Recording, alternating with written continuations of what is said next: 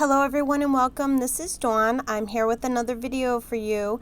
I'll be using the Whimsy stamp Slimline Dainty Daisy background stamp to do some heat embossing with alcohol inks. So let's get started. First I'm going to take an 8x10 piece of heavy duty Yupo paper.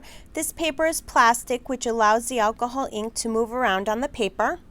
I will be using the alcohol blending solution, some alcohol, and the alcohol air blower.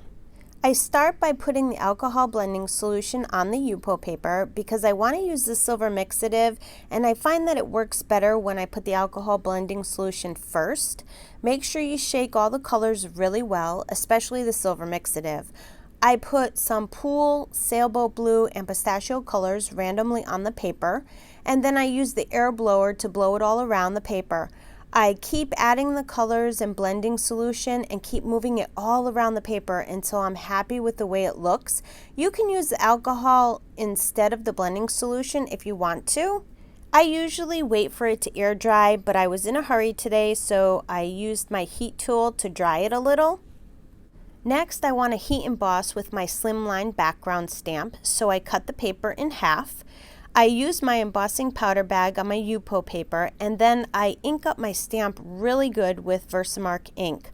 I lay my paper on top of the stamp and I press down really good to make sure I get a good impression. If you have something with a flat surface to rub over it, you can use that too. I'm using a screen cleaner I had in my house. Lift it up very carefully. And now I cover the Yupo paper with white embossing powder. And then when my heat tool is good and hot, I heat emboss the paper. Make sure to not stay in one spot too long or the paper will melt. Then I use the Whimsy Stamps connected heart frame to cut out the Yupo paper. I'm only using the inside of the heart, so I'll save the frame and the extra Yupo paper for future projects. I also cut out 3 more heart frames from white cardstock. Then I used the Whimsy Stamps Lattice die to make a die impression on the white cardstock. I just put my Spellbinder rubber mat on my cutting plate and I placed the die on the cardstock and then another cutting plate over the top of it, and then I'll run it through my Gemini Junior. As you can see, it makes a nice impression. And then I glue the 3 heart frames together. I trimmed the lattice background down to 3 7/8 by 5 1/8.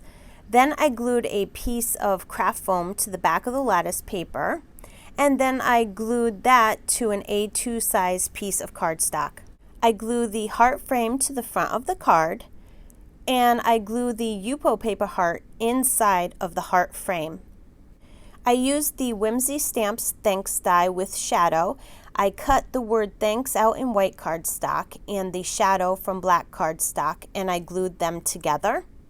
I stamped some flowers from the FaDoodle stamp set with black ink, and then I cut them out using my brother's Scan and Cut.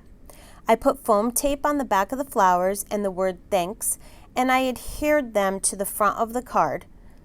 I glued navy blue gems in the middle of the flowers to give them some sparkle. And that will complete my card for today.